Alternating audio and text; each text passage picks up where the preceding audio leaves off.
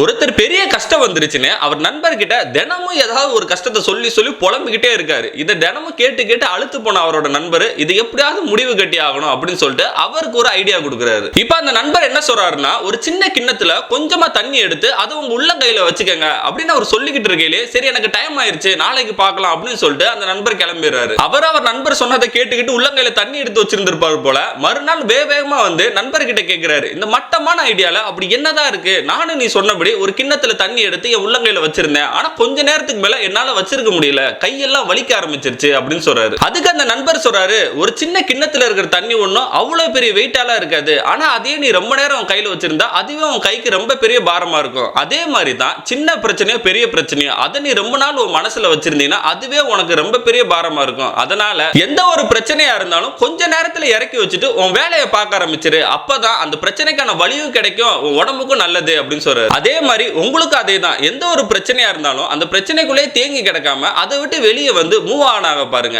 ஏன்னா எந்த ஒரு பிரச்சனையா இருந்தாலும் அப்படியே இருக்க போறது கிடையாது. அடுத்தடுத்த நாள் அந்த பிரச்சனையோட ஆழங்கிறது குறைய தான் போகுது. இதே பிரச்சனையிலே தேங்கி கிடந்தா அடுத்தடுத்து வர பிரச்சனையை நம்ம எப்படி சால்வ் பண்றது?